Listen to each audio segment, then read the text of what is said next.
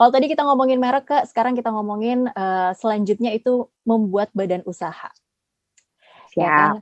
Harus CV dulu atau bisa langsung PT atau mana sih yang paling baik CV dulu atau PT dulu? Atau langsung PT aja? Oke. Ini juga memang pertanyaan yang paling banyak nih, Ra, untuk ditanyain di kontrak hukum. So, sebenarnya PT atau CV itu tergantung kecocokan usaha terhadap bentuk yang paling melindungi. Jadi kita nggak bilang bahwa PT is better than CV. Abis dari CV bisa diteruskan ke PT. Kita nggak bisa bilang gitu sebenarnya. Bahkan ini banyak salah kaprah. Udahlah CV dulu, nanti saya bisa tingkatkan jadi PT. Nanti saya kasih tahu bagaimana langkah-langkah dari CV ke PT dan apa ribetnya gitu ya. Dibandingkan kita menentukan dari awal mau PT misalnya. Jadi sebenarnya betul-betul dengan sesuai dengan kecocokan karakteristiknya. Kita bedah satu-satu nih. Misalnya kita ngomongin CV dulu. Kenapa sih banyak orang menganggap CV itu lebih simple dibandingkan dengan PT?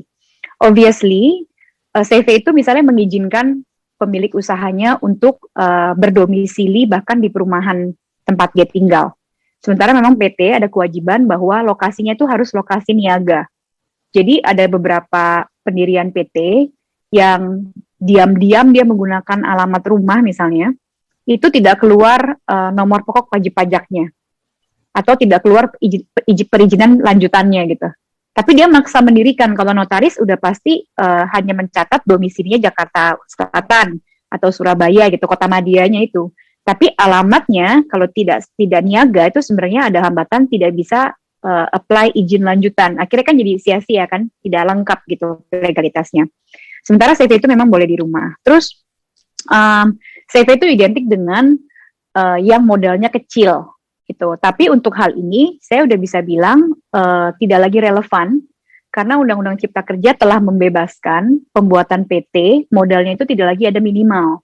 Kalau dulu memang ada minimal 50 juta baru bisa buat PT. Tapi kalau sekarang tuh enggak, bahkan di kontrak hukum ada yang bikin PT modalnya hanya 5 juta gitu, usaha mikro gitu, 7 juta atau tergantung para pihak itu memang mau menyatakan berapa modal yang ia mau sisihkan untuk menjadi modal usaha. Dan nanti betul-betul dia setorkan di rekening PT ya untuk modal jalannya usaha gitu. Nah, tapi perbedaan yang paling signifikan dan berhubungan sama perlindungan proteksi adalah tentang percampuran harta. Kalau di CV kita penting untuk dipahami juga ya. Bener banget. Ini yang paling utamanya justru. Tadi yang kecil-kecil. Kalau CV itu kita kenal sekutu aktif, sekutu pasif ya. Si aktif itu dia nyetor modal juga dan bertanggung jawab atas jalannya PT. Maka disebutnya biasanya direktur. Tapi kalau si pasif dia cuma storin modal. Nah, si aktif itu punya resiko akan bertanggung jawab atas kerugian usaha CV sampai dengan harta pribadinya. Karena memang hukum tidak memisahkan harta yang ia pakai untuk melakukan usaha dengan harta yang ia kumpulkan untuk pribadi. Gitu. Dan bayangkan kalau dia punya pasangan ya, dan tidak membuat perjanjian kawin pisah harta. Itu artinya keseretlah beserta dengan pasangannya gitu. Harta yang dimiliki jadi harus betul-betul kalau misalnya sampai pun mau dipisahkan gitu ya, sampai harus ada audit mana yang merupakan harta usaha, mana yang merupakan harta pribadi. Tapi kebanyakan karena itu bercampur dan secara hukum memang tidak dipisahkan, ketika ada hutang, kerugian, atau tagihan, ini bisa nagih sampai harta pribadinya terkena untuk membayar. Situ resikonya di situ. Makanya kebanyakan mereka yang usahanya kecil-kecil, mungkin mikirnya resikonya juga kecil kali ya, modalku kecil gitu. Masih cenderung memilih si CV ini. Sementara kalau PT memang dia sudah punya payung sendiri, Undang-Undang PT 40 2007, dan dia sudah sangat tegas menyatakan tanggung jawab dari si penyetor modal di PT, namanya pemegang saham, itu hanya sebatas modal yang disetorkan. Jadi kalau modal dia habis, dia nggak akan dikejar harta pribadi untuk apa yang dialami kerugian oleh PT-nya gitu ya. Lain kalau PT-nya memang butuh modal tambahan kemudian dia top up lagi sesuai dengan nilai sahamnya, itu berbeda. Tapi ini masalah kerugian. PT-nya jalan, rugi, punya hutang, punya tagihan tidak dibayar. Gitu. Kalau PT ya udah PT-nya yang bangkrut karena dia tuh dianggap sebagai insan di dalam hukum, badan hukum dia. Jadi dia bisa tanggung jawab sendiri gitu, walaupun artificial kan. tanggung jawab sendiri untuk ditutup, dibangkrutkan gitu, berperkara di pengadilan atau membuat perjanjian gitu, itu bisa tuh si PT. Tapi pemilik PT berbeda, dia adalah pemegang saham, saya udah nggak ikut campur karena saya udah storein modal. Bahkan dikelola profesional bukan oleh pemegang sahamnya, melainkan oleh direksi. Bisa saja saya mau diriin PT, tapi saya tunjuk orang yang profesional, dia tidak punya saham di situ untuk jalanin PT saya gitu. Berbeda sama sekutu aktif tadi, dia mau nggak mau terjun juga gitu jadi direksinya. Oke, kalau gitu, kalau misalnya dari penjelasan Rike tadi sebenarnya modal PT yang 50 juta tadi sekarang sudah tidak relevan, tapi kalau misalnya masih ada orang yang memilih untuk ya udah deh mulai dari CV dulu, baru nanti mungkin akan membuat PT, itu kira-kira alasannya yang paling banyak sekarang tuh apa ya? Ketidaktahuankah atau memang apa kira-kira ke? Iya, menurutku bener sih, lebih banyak yang masih kena stigma lama gitu, bahwa harus ada minimum modal loh gitu. Cipta kerja kayak apa sih aja wantahnya gitu. PP-nya juga baru keluar kayak gimana sih gitu. Atau juga mungkin kendala tadi ya, kan harus sewa tempat gitu. Padahal sekarang sudah ada sewa virtual office gitu, yang mungkin sekitar 3 jutaan per tahun gitu.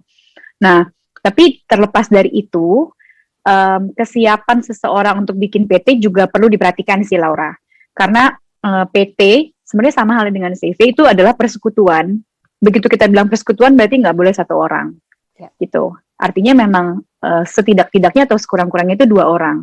Ada beberapa calon klien kontrak hukum yang datang tuh sendirian gitu. Saya mau bikin usaha tapi saya baru sendirian. Kira-kira bagaimana solusinya saya bisa bikin PT atau CV? Ya dasarnya dia persekutuan, makanya harus bersekutu dengan satu orang lain. Ya itu penting banget sih untuk diketahui ya. Pasti banyak juga yang datang ke Rike dengan kebingungannya. Okay, nah mungkin kalau di kontrak hukum sih lebih ke karena kita banyak bikin forum buat edukasi. Jadi dari situ saya bisa listen to their problem, their pain points. Oh, ternyata yang mereka bingung tuh ini gitu. Sampai akhirnya kita bisa create chatbot di platform yang udah tahu kalau kira-kira tuh pertanyaannya 70%, 80% apa sih gitu. Syarat ya, yang paling banyak ya. Oke, harga kalau misalnya gitu kan? harga juga pasti tuh. Nah, ini misalnya badan usaha sudah terbentuk. Rika bisa bilang bahwa apa sih keuntungannya dengan kita tuh membuat badan usaha untuk bisnis kita? Got it. Sebenarnya again ya, sama seperti merek tadi ya, ini investment, jangan dianggap cost. Begitu kita sudah punya badan usaha, coba lihat potensi yang kebuka gitu. Misalnya BUMN itu biasanya hanya bisa kerjasama dengan badan usaha yang bisa submit legalitas. Kita mau apply kredit ke bank, pasti ditanya juga apakah sudah punya akta pendirian gitu, minimal CV gitu. Dan yang paling penting, apabila kita mengutamakan customer kita, customer centric. Jadi kan kita sayang-sayang dong, udah dapat pelanggan, pengennya mereka ulangin terus gitu ya. Customer is number one. Kalau kita masih usaha pendirian, customer akan transfer ke rekening pribadi. Ya rekening bank kita masih atas nama kita, ketahuan deh gitu. Seseorang punya badan usaha tuh ketahuan, karena dia atas nama masih pribadi. Tapi begitu badan ya, langsung naik levelnya karena kredibel gitu. Langsung transfer ya ke rekening badan. Oh kelihatan, nggak bercampur dong. Rekening pribadi kita nggak tahu nanti ada transferan dari orang tua, dari suami, dari anak, dari pekerjaan gitu. Pembukuannya pun akan menjadi sulit gitu. Tapi kalau badan jelas gitu ya, terpisahkan untuk usahanya. Apalagi kalau bentuknya PT. Dan perizinan juga ya, lebih mudah nggak sih? Udah pasti. Betul. Itu. Pengurusan perizinan kalau sekarang karena eranya cipta kerja, memang usaha perorangan pun mendapatkan perhatian penuh karena Pak Presiden menginginkan lebih rapih, lebih law and order gitu ya. Jadi even though mereka usaha perseorangan dan mikro, perizinan dapat diberikan. Bahkan terobosan dari cipta kerja itu adalah perorangan bisa membuat PT sendirian dengan modal yang tidak dibatasi. Gitu. Ini terobosan baru cipta kerja, tapi kami masih menunggu mekanismenya karena ketika kami mencoba untuk membuatkan bagi klien, ternyata ada sistem yang belum nyambung di Kementerian Kumham AHU-nya ya. Nah, jadi banyak kemudahan, cuman perbedaannya itu nggak bisa dibohongin deh. Kalau kita transfernya ke rekening pribadi, ini pasti belum badan gitu kan, customer-nya langsung tahu. Misal untuk skincare nih, misalnya lagi ada yang mau bikin usaha skincare. Untuk mendaftarkan ke BPOM harus ada badan usaha kan? Betul. Kalau BPOM yes. Kalau PIRT baru bisa tanpa badan usaha Dan perorangan. seperti kayak usaha untuk ekspor impor juga untuk mendaftarkan Kementerian Perdagangan juga harus ada badan usaha bukan sih? Betul, betul. Walaupun sekarang ekspor impor itu bisa melalui OSS dan perorangan pun bisa memperoleh OSS, tapi fasilitas ekspor impor itu kebanyakan akan diberikan ketika kita juga menyerahkan akta. Artinya bentuknya harus badan usaha atau badan hukum. Oke, ini mungkin tadi sudah sempat disinggung sedikit gitu ya, tapi kalau misalnya aku mau memperjelas saja nih, kalau misalnya mau mengurus Rika, aku mau bikin badan usaha nih untuk bisnisku, atau Rika, aku mau mendaftarkan merek nih, biayanya berapa sih Kak? Oke, ingat-ingat dulu ya kalau masalah biaya ya. Gimana sih usaha nggak mikirin ininya ya, cuannya ya, tunggu. Oke, kontrak hukum memang kita ada money back guarantee, Ra. Jadi kami adalah platform hukum yang memproses layanan pendirian PT, pendaftaran merek, pembuatan kontrak, perizinan gitu. Untuk PT ada money back guarantee bahwa seingat saya ya, tapi tolong diakses di www.kontrakhukum.com, tidak sampai 5 juta itu selesai dapat NPWP juga. Ya, dan kalau memang ditemukan kompetitor dengan harga lebih murah akan dikembalikan kelebihannya. Seperti itu kalau PT. Kalau merek tadi tidak sampai 4 juta ya, 3 sekian gitu. Tapi exact numbers saya selalu lupa sih, I'm sorry. It's okay, nggak apa-apa. Paling nanti gue tambahin aja nih, nggak apa-apa, ini mungkin nanti akan gue cut, nanti gue cari ininya dulu, yang pastinya dulu, baru gue mungkin gue sambung kalimat ya, mudah-mudahan masuk ya. Jadi gue nggak bisa sebutin si angka tadi kan, tapi satu hal yang kita garansi dari kontrak hukum itu harganya transparan, Laura. Jadi dia akan dimunculkan di depan, bukan di belakang. Terus di depan itu langsung ketahuan dapat scoop apa aja, syarat yang harus dikumpulin apa, data isian yang harus dipenuhi apa. Jadi nggak bayar, tahu-tahu baru tahu nih, harus ini itu gitu. Sebelum bayar dipastikan sudah cocok. Oh, pilihan harga cocok, scoopnya cocok, saya bisa penuhin persyaratannya. Baru dia akan bayar secara online dan tidak ada tambahan harga lagi di belakang. Sampai dengan delivery dokumen sesuai dengan service level agreement kami. Seperti tadi pengecekan merek maksimal 3 hari. Untuk bolak-balik akte juga maksimal antara 3 sampai 5 hari gitu. Kami berusaha untuk bikin service level agreement itu yang membedakan teknologi platform dengan konvensional ya. Supaya nggak ada lagi orang yang perlu balik-balik ke kami kapan selesainya. Karena udah kita report notifikasi bahwa oh ya sekarang udah di tahap ini, masih ada sisa waktu segini untuk menyelesaikan seluruh proses. Oke, nah ini aku juga mau nanya, ini mungkin terakhir kali ya Kak nih. Ya. Ketika sebagai konsultan hukum, sebagai bisa dibilang bisnis yang Rika jalankan sekarang itu, kalau aku lihat sih kayaknya pionir ya, konsultan hukum online gitu. Nah, kira-kira solusi apa aja sih yang bisa Rika berikan yang lainnya kepada orang-orang yang mau mengembangkan usaha? Siap. Betul, kita pionir karena kita the first one in the market. Kita mulai dari 2016, layanannya waktu itu hanya membuatkan dan meninjau kontrak. Akhirnya di 2017 akhir kita tambah 2 layanan utama lainnya, yaitu merek sama PT, sambil akhirnya berkembang sekarang perizinan juga, merubah akte juga gitu ya, dan kita ada bantu PMA atau startup asing untuk pendirian di Indonesia tanpa mereka harus ke Indonesia. Tadi kurang lebih sih udah disebutin berdasarkan perjalanannya kontrak hukum ya, tapi kalau disebutkan dari prioritas, kebanyakan itu nomor 1 memang pendaftaran merek, Kak, mulai dari pengecekan sampai pendaftarannya. Baru yang kedua itu pembuatan badan usaha, kebanyakan PT, baru pilihan kedua CV, dan ada juga yayasan. Terus ngurusin perizinan, mulai dari yang general maupun yang very spesifik di industri makanan dan minuman misalnya.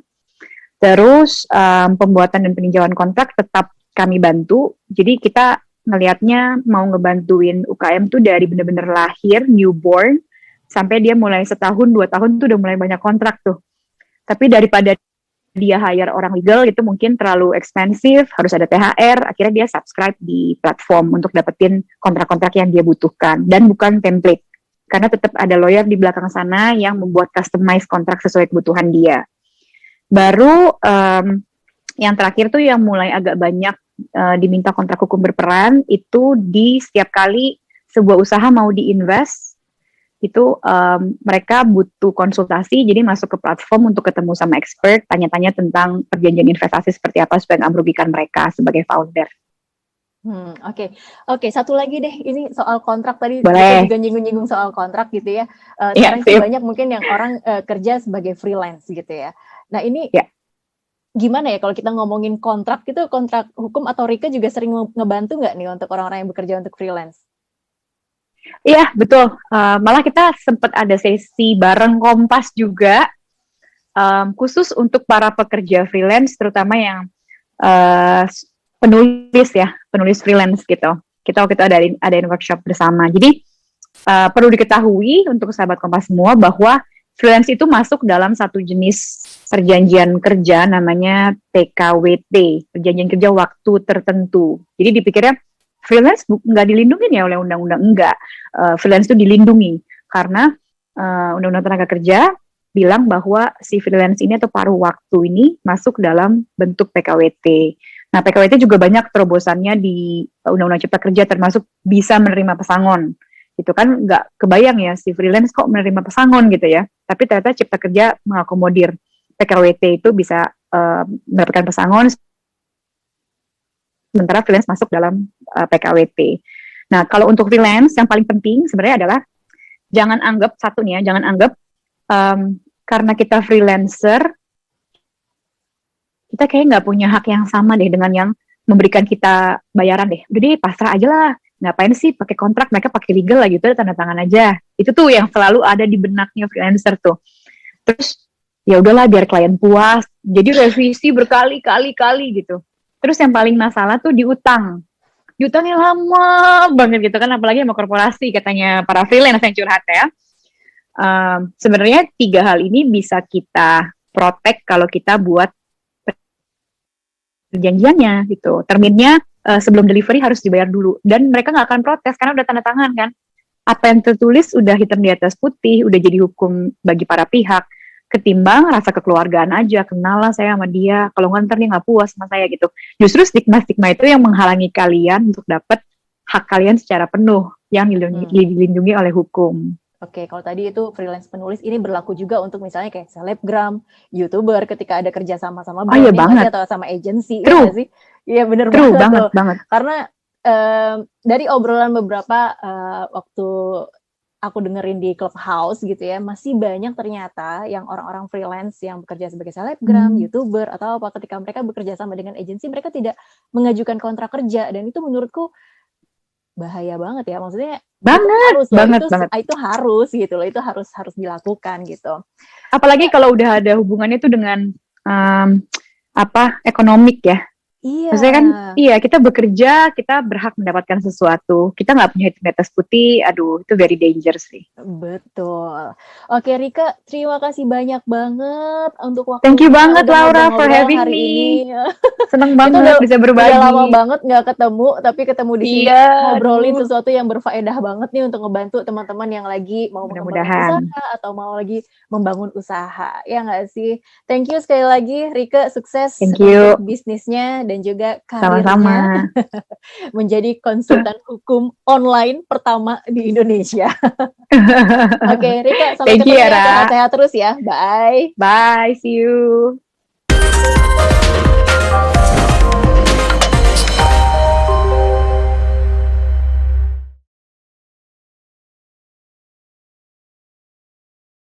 Halo, saya Mercy Tirayo, presenter program Update Corona. Perbarui terus informasi Anda dengan berita-berita independen dan terpercaya di YouTube channel Kompas TV. Jangan lupa untuk subscribe, like, dan komen, serta aktifkan tanda lonceng untuk mendapatkan notifikasi berita-berita terkini.